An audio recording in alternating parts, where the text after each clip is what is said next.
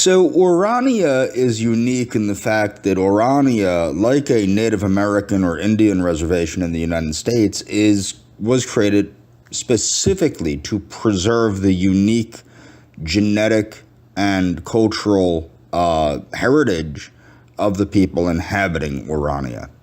So Transnistria, now usually micronations, which I don't believe Orania is officially a micronation, but usually micronations are founded to preserve, they're founded to preserve an ideology or to focus on an ideology. So Transnistria is a Pridnetrovian Moldovan republic, is an unrecognized breakaway state that is internationally recognized as part of Moldova. So it's still considered part of Moldova. This is one of many micronations.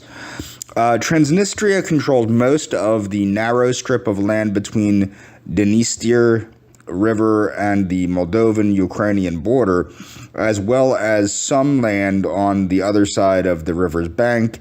Its capital and largest city is Tiraspol. Transnistria has been recognized only by 3 other unrecognized or partially recognized breakaway states. Now, Russia actually does recognize them, so I don't know why it's saying that. So it has Abkhazia, Artsakh, and South Ossetia. Now, I'm going to get into these specific micronations in a second. Transnistria is officially designated by the Republic of Moldova as an administrative territorial unit of left bank, units of the left bank of the Dniester, blah, blah, blah. Okay, let's go on here. So the region's origins can be traced to the Moldovan Autonomous Socialist Republic, which was formed in 1924 within the Ukrainian Soviet Socialist Republic. During World War II, the Soviet Union took parts of the Moldovan Soviet Socialist State, I think that's Autonomous Soviet Socialist State, which was dissolved, and the Kingdom of Romania's Bessarabia to form the Moldovan Soviet Socialist Republic in 1940. The present history of the region dates to 1990, during the dissolution of the Soviet Union, when the Pridnetrovian Moldovan Soviet Socialist Republic was established, and the hopes that it would remain within the Soviet Union should Moldova seek unification with Romania or independence, the latter occurring in August 1991. Shortly afterwards, a military conflict between the two parties started in March 1992 and concluded in a ceasefire, or with a ceasefire, in July of that year. As part of the ceasefire agreement, the three-party Russia, Moldova, and Transnistria Joint Control Commission supervises the security arrangements in the demilitarized zone, comprising 20 localities on both sides of the river.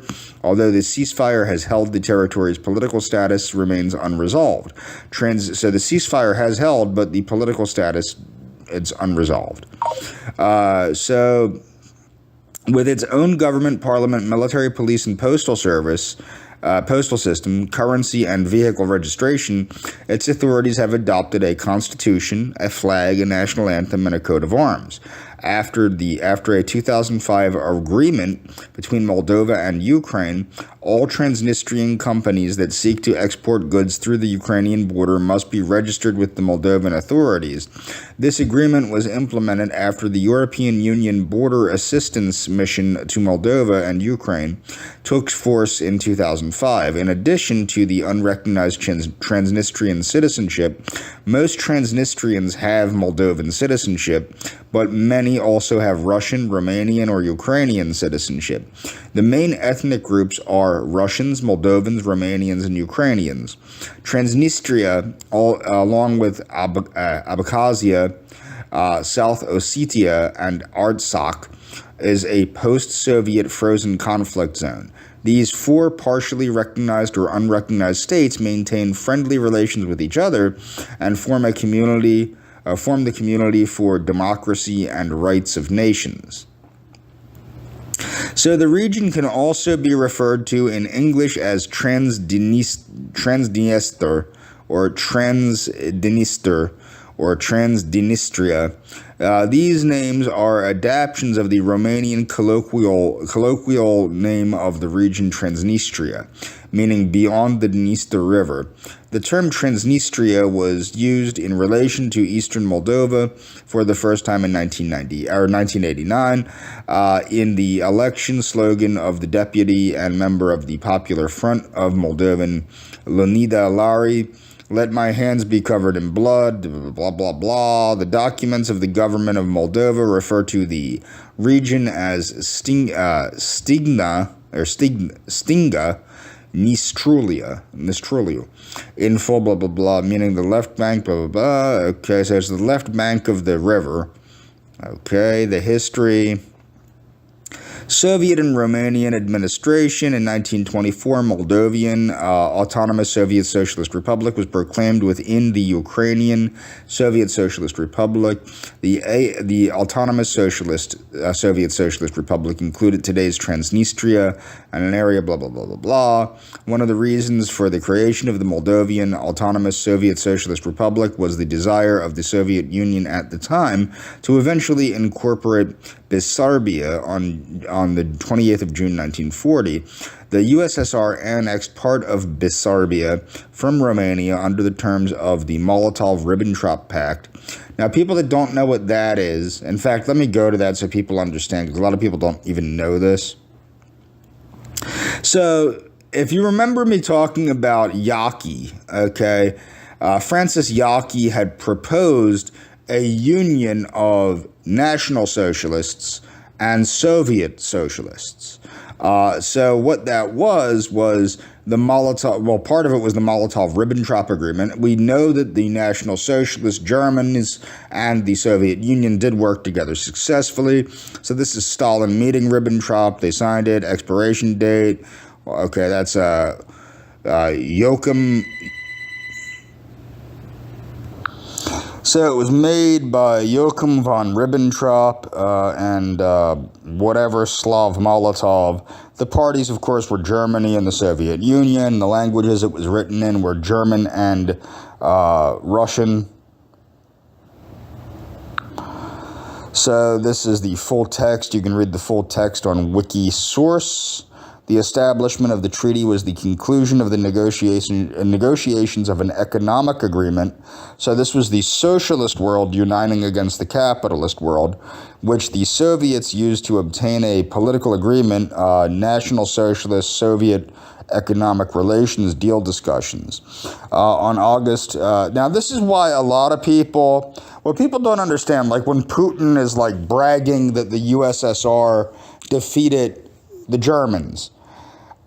In some ways, and I agree with this to some extent, although I do think that the Germans, if we would have just left it alone and let the Germans and the Soviets kill each other into oblivion, we wouldn't have been in such a weakened state. But what you need to understand, and by us, I mean the United States, I don't think the United States or the West in general should have been involved in that. They should have just let the Soviet Union and the Soviet Union and the Germans fight it out until they were both weakened enough that we could force them to make an agreement. But so the Soviet economic relations deal discussion, blah, blah, blah, blah, blah. So essentially, National Socialist Germany and the Soviet Union worked together to basically carve up Europe. And then what happened is Stalin had backstabbed Germany. And Germany had already had a deal with Neville Chamberlain that if the Soviet Union threatened the sovereignty of Germany, that Britain would get involved. So a lot of people, and then Britain said, no, we're on the side of Poland, yada, yada, yada. But you have to remember prior to this, both the Soviet Union, which is never mentioned for some reason, and the National Socialist German country both invaded simultaneously Poland, okay? And then carved up the rest of Europe. Some things were protectorates of Germany, some things were part of the Soviet Union.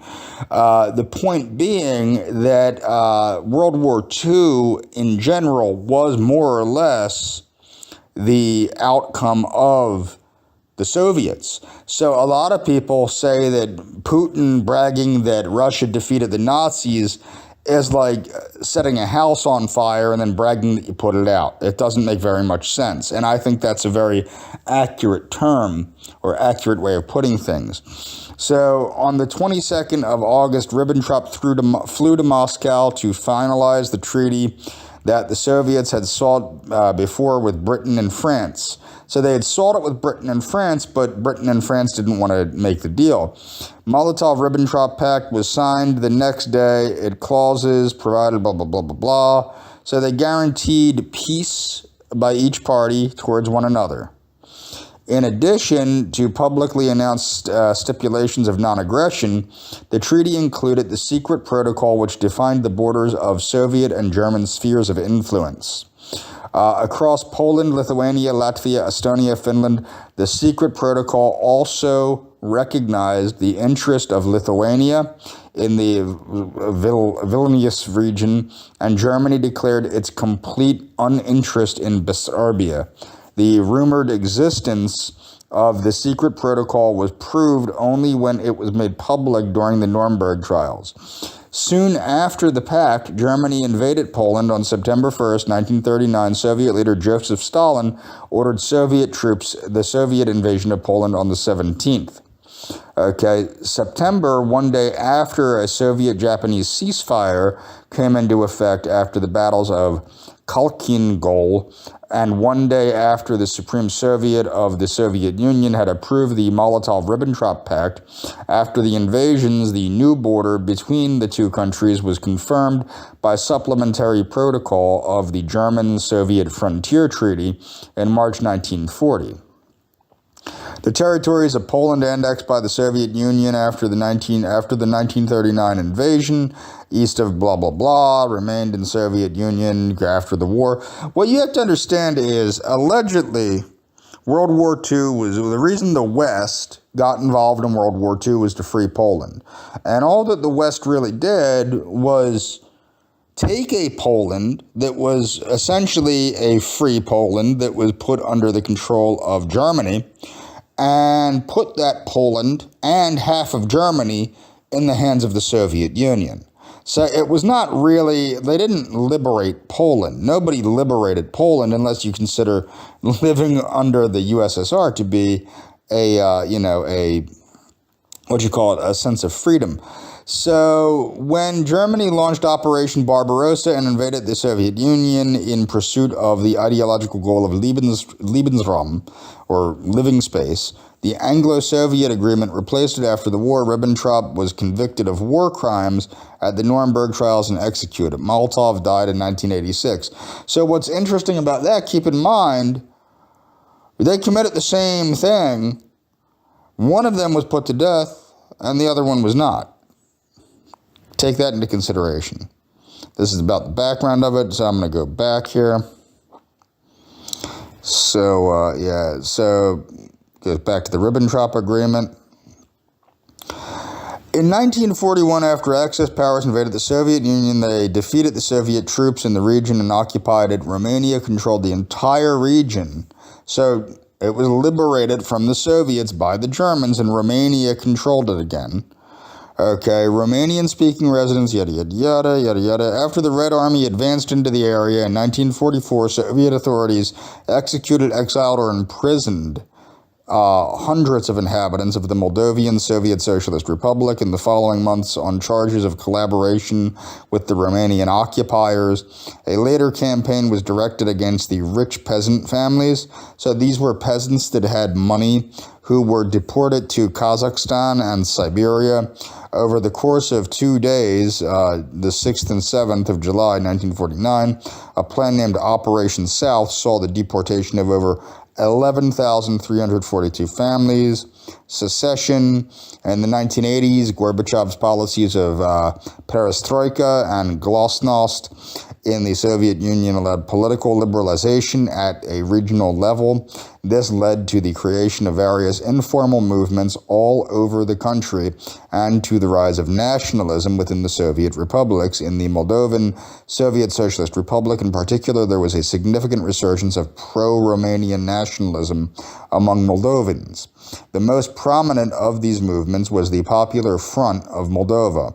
In early 1988, the Popular Front of Moldova demanded that Soviet authorities declare Moldovan the only state language, return to the use of the Latin alphabet, and recognize the shared ethnic identity of Moldovans and Romanians. The more radical factions of the the Popular Front of Moldova espoused extreme anti-minority, ethnocentric, and chauvinist positions, calling for minority populations, particularly Slavs, mainly Russians and Ukrainians, and Gakals to leave or be expelled from Moldova. I don't know what a Gakals is. Let's find out together. So the Gakals, okay, they're a Turkic people. They're a Turkic ethnic group native to southern Moldova. Okay, most of them, okay, so they're mostly Orthodox Christian. Okay, going back. So, the Nationalist Popular Front of Moldova won the first free parliamentary elections, yada, yada, yada. So, as I'm pointing out here, Transnistria was founded to preserve ideology, not ethnicity per se, although it does seem to have some ethnic influence based on the Romanianness of the Moldovans. So this is a video called 50 Hours in a Country That Doesn't Exist on a Map. So this is about Transnistria. And we're going to watch this together. I don't know if we're going to watch the whole thing, maybe. It does feel like the final outpost of the USSR. There's enormous statues of Lenin and tanks and memorials, and the amount of Soviet pride is bonkers, dude. There are a few hidden parts of the world that most of us will be shocked exist today. And when I heard about the region we're about to travel to, I couldn't believe what I was hearing. Well, Transnistria is an uncontrolled region of Moldova. Hidden behind a highly militarized border, this region is, in fact, a country that doesn't exist. But this isn't a made-up micronation like we've covered in the past. This place has a population of close to 500,000 people. They've built their own army, have their own flag, their own president, currency, and even national anthem. They call themselves the Pridnestrovyan Moldavian Republic, also known by outsiders as Transnistria. The country was founded in very shady circumstances, but the strangest part about this fake country is that they consider themselves I wouldn't consider them a fake country per se, but, you know, I didn't make this video, so. the final stronghold of the Soviet Union. Transnistria, a small strip of land between Moldova and Ukraine, has been disputed territory since the fall of the Soviet Union. It declared itself as a Soviet republic in 1990. The symbols of the old Soviet Union still have pride of place. But nobody other than a few other unrecognized countries recognizes it as an actual independent country. And so, what is Transnistria? And who still lives in this strange little country? Well, with conflicting information online about the safety of traveling to this region, we began our journey to the country that doesn't exist on a map.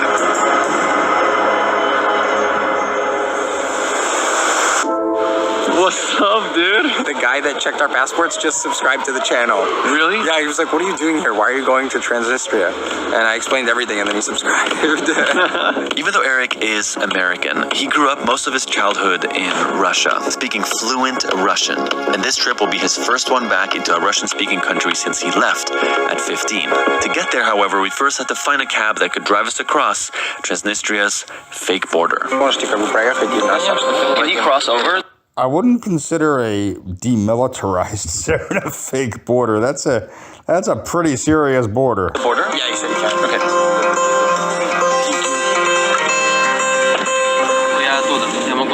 He says he's from there. Oh. I said to a lot of people go there, and he's like, no, people only leave.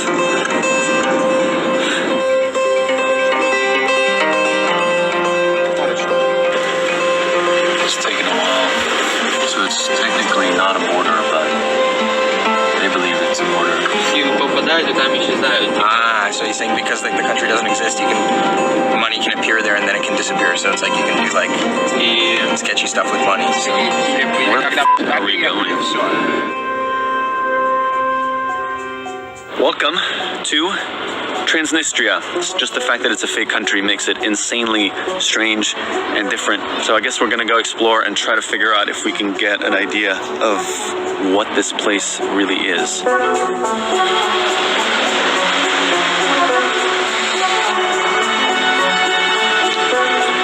These are the old Soviet water and drink dispensers. Only other time I've seen these were abandoned inside Chernobyl. Half the city feels frozen in time in the Soviet Union. I mean, look at this car. What even brand is this? And there's military everywhere.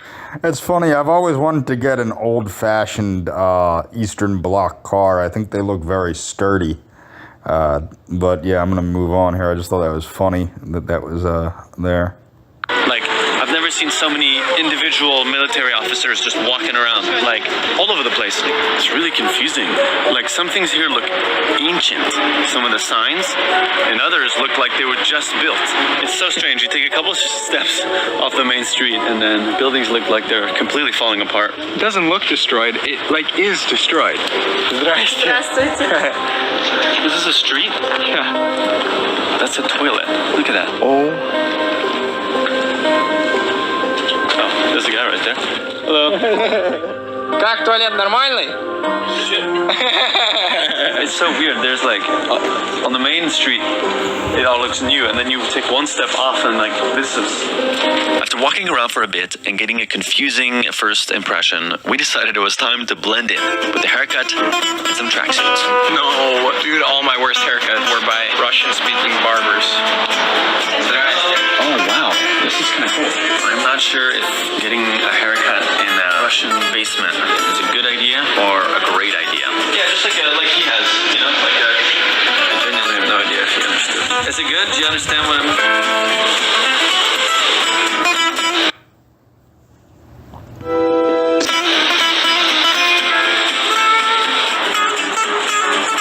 Look at that haircuts, motherfuckers. Now all we need is fucking clothes.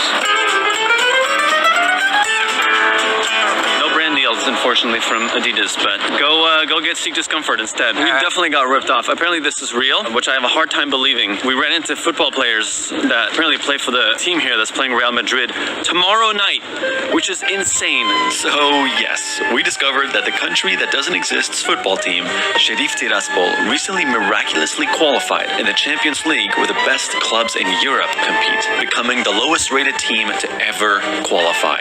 And by complete coincidence, we just happened to be there the night that they were playing Real Madrid, one of the greatest, most renowned sports teams in the world. And with the game being in Madrid, we arranged to watch it on a big screen in the city. But first, we wanted to get to know some locals. How are you? How are you? Where are you from? Are you from here? Не понял. Откуда вы?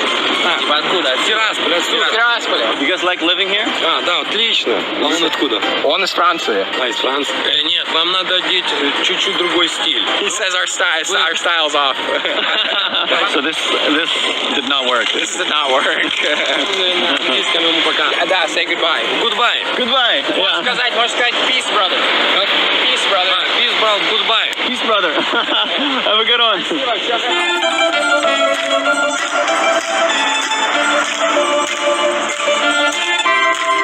This really is the last outpost of the Soviet Union. I mean, look at this. This is a functioning government building with a communist sign at the entrance. Wow, the amount of Soviet pride is bonkers, dude.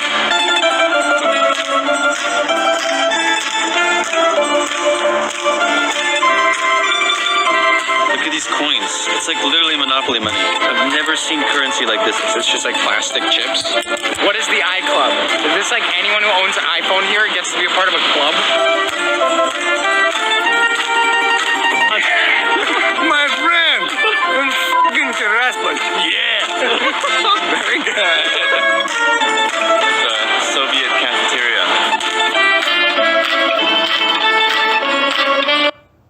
Soviet cafeterias are very interesting. I think it's Mark Wiens did a video where he went to one of the last functioning Soviet cafeterias in Russia that was very interesting. They serve all traditional Soviet food. Soviet food is not Russian food. Soviet food is unique.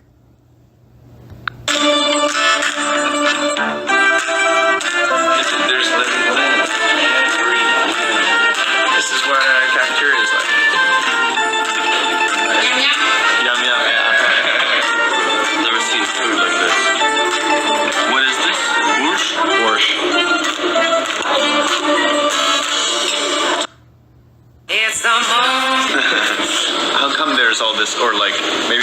a little bit about the decoration? Объясните тему ресторана, почему как бы советская тема. А потому что уже все за это забыли, за Советский Союз. А здесь вот решили просто восстановить это. И это классно, мне нравится. Вот компоты мы варим, да, вот в этих вот кастрюлях. Мы вот это наливаем. Этого уже нет. Вот. Yeah, so I think it's more of like an experiential thing than it is like we want to bring communism back. It's more like the way she's talking about it sounds like it's more of like the experience and the memory of like what they grew up with. Спасибо. We're walking into one of the main markets. Здрасте. Dude, a merchant just gave me this. What? He just I walked by and said hello, and he starts talking to me in Russian. I'm like, and he's like, have this. Господь даст нам больше. He said God will give him more. Oh. Ну, по-моему, спасибо. Спасибо большое.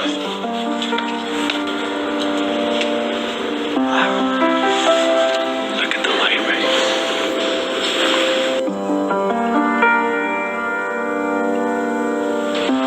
This place is beautiful.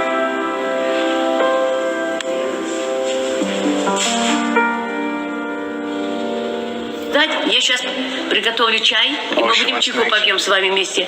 Right now. Подождите. She's closing her shop to go make tea for us. Так, вот вам туда конфеточки. О, спасибо большое. Oh my god. Молдавская. Спасибо большое. Сейчас я вам принесу целую. Вау. Bringing us apples and cookies. We just walked in here. Хватит. Now, this is something that people might not know, but Slavic people, particularly like Russians, Ukrainians, etc., although they are very hospitable. I've learned a lot about Soviet culture from the time period, from American textbooks, of course, because I don't speak Russian. But it was well known that Soviet citizens were all very hospitable. It goes back to their unique culture. Чтобы память осталась, что здесь тоже хорошо принимают. Чтобы у нее любовь была. Ну, меня зовут Елена. У меня 3 сына было. Виталик, Константин, Андрей был. Но Андрей погиб в автокатастрофе. Его уже 35 лет нет. Всех вам благ. Здоровья вам. She wants you to have love and health. Вот и все. Спасибо Целую вас большое. с большой любовью. Как своим сыновьям. Мой дорогой, прям похож на моего сына. She says you look like her son, Konstantin. Дай Бог вам здоровья, на тебе, мой дорогой. Спасибо вам большое. Петечка, Спасибо. Петечка. Спасибо вам. Dude, that's the sweetest thing I've ever seen. That made me so sad and emotional. Thank you, Elena. That was very sweet.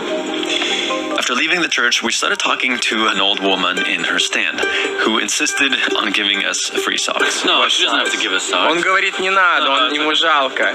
She's saying no. Нет, нет. Can we pay you? Нет. Are you sure? Нельзя. Oh. Нельзя. Это просто подарок. It's for you, it's for you. Хорошо, спасибо вам. Спасибо большое. Мой дом старый. Это ваш дом? Да. А мы можем посмотреть внутри? У меня старая пианино есть. Старая, с чем ты залезешь, не знаю. Это 17-го года. 17-го. Вот старая пианино. Вау. А где вы теперь живете? Хотите, придите в гости? Сегодня ночью? Можете прийти и ночью. Ну вы супер, мы бы очень хотели прийти. Ну, я вам оставлю еще один дом. Спасибо вам большое. Мы придем. She at first was like very closed off and then like just opened up to us and showed us her old home. And literally said like God sent us to her. There's like a park here, a roller coaster park. Like, wait, there's roller coasters in this park? Yeah, you see that right there. So when I was a kid in Moscow, there's this thing called Gorky Park, which is also like a little park area, and then they have these like tiny little roller coasters. But these don't work, right? Dude, this looks like an abandoned amusement park. Dude, I hear stuff moving. Introducing AstroPro. Amusement park. Dude, I hear stuff moving. Dude, Dude, some of it is still working. This is so crazy. There's no way any of this is still safe. I mean, look at this rusty old thing. That one works? Yeah, it does. Can we do it? This guy is the guy in charge of the safety of this. Hopping on a roller coaster that is half abandoned, I would not recommend it.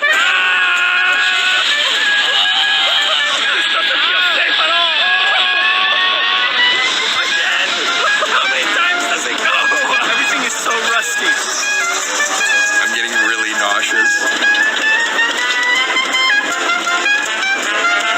Dude, that is gigantic. Are you sure we're not gonna die? I wonder if this is what Neverland looks like. You know, Michael Jackson's ranch or whatever.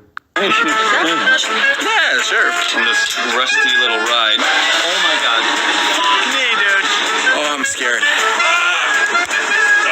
Oh my god, this view is amazing though. I'm getting off. I don't care if she's not stopping. Alright, that's enough roller coaster for me today. I'm gonna go have a heart attack. Мальчики, по 5 капель. 5 капель? Да. You want to take a shot? We're doing a vodka shot? Yeah. Yeah. We're having a vodka shot? Yeah. These are the people guarding the bathroom, and now they're giving us some vodka from the bathroom. In this half-abandoned amusement park, and we're being offered vodka. Oh, is this vodka? Maybe it's pee. На здоровье. На здоровье. Спасибо. О, спасибо. Очень хорошо. Спасибо. Спасибо. Wow, people everywhere here, people are so giving. Like, people here make nothing in money. Like, everyone tells us how hard it is to make money here. People just give.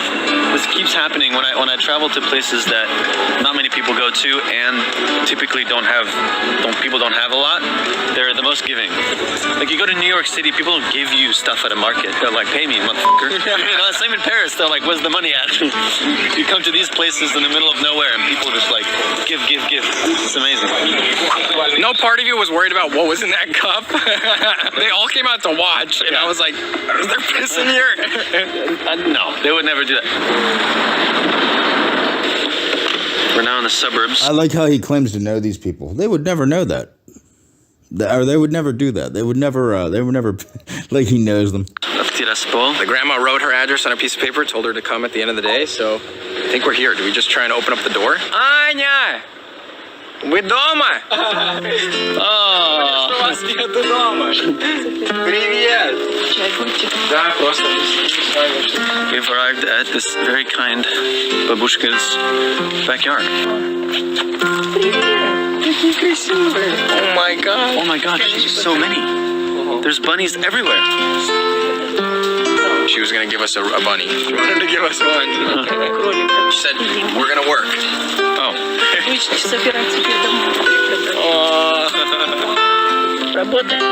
She says work. Хорошо. She said that everyone who's left wants to come back here. And so she's asking us to come back here more often. Вам тут нравится, вам тут спокойно, удобно. Старость. Я 50 лет жила там, где вам показывала. Да. Спокойно.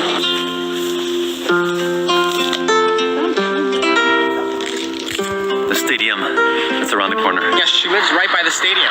The famous shitty football team that's playing Real Madrid tonight. So after this, we're gonna go watch the game, and this is where they play and train.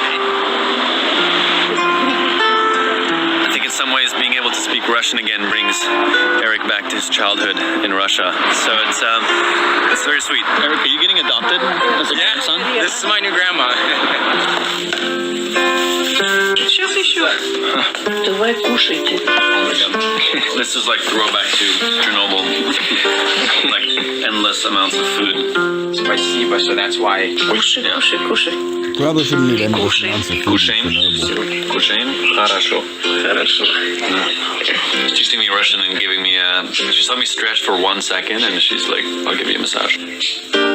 She literally has fed us so much and then she's giving us спасибо большое. Пока, спасибо. Спасибо за все. Спасибо вам. We got a new grandma. Дошли бабушку. Дошли вам. Все. You said you found a grandma. Yeah. Oh, what a sweetheart.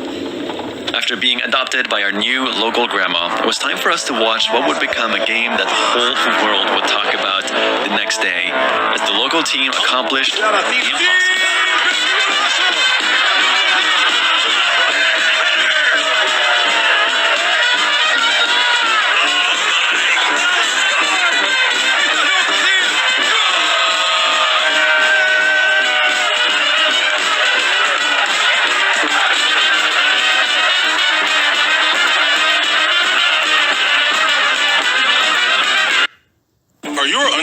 distracting you? Oh.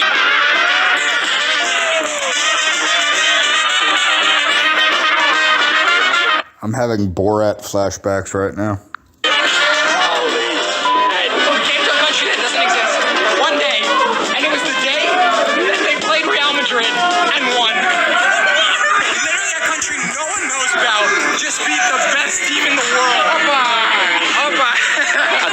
Drinking tonight, and I think we might join them.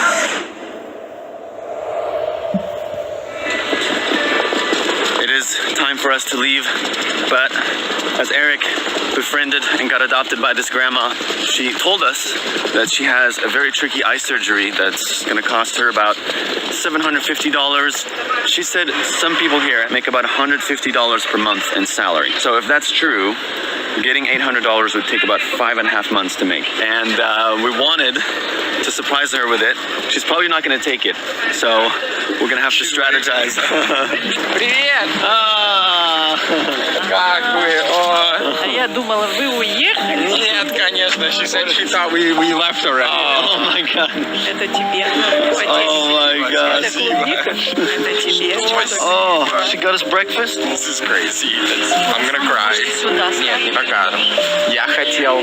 Что хотел? Значит, мы решили. Что решили? Мы хотели вам помочь.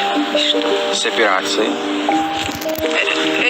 Мы хотим тебе помочь с операцией, так мы принесли конвертик вам, вам дадите и все. Нет, мы уже решили, уже нельзя, надо сказать да. Уже все закончено. Все, берите, прячьте и домой берите. Спасибо вам.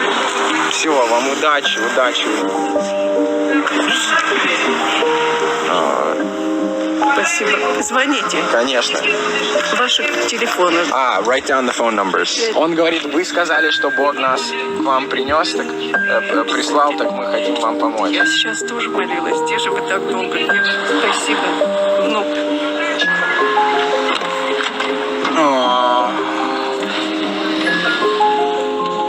It's honestly hard to describe the magic that we felt carried by on this trip. We felt so welcomed by the kindness of the babushkas and the hopeful energy from many of those who still live there. And then, of course, for their local team to create one of the biggest upsets in sports history while we were in the country felt completely impossible to fathom. The economic opportunities in this country, unfortunately, seem very hard to find.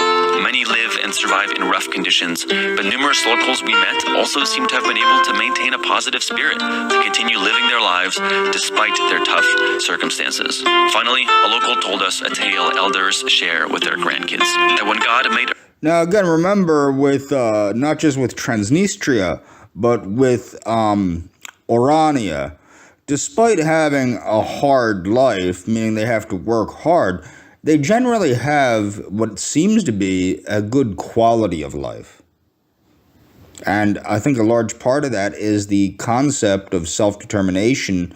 It goes back to the ideas of logotherapy and life purpose. If you ever read Viktor Frankl, I would suggest people read Viktor Frankl's work.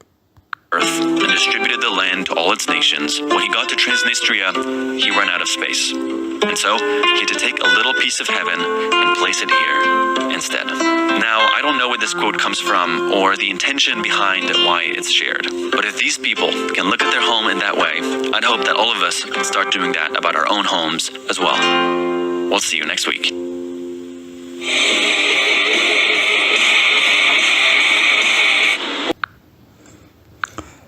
So this is another video about Transnistria by Matt and Julia. I'll be going over this next time, and I'll also be going over those other micronations in the area.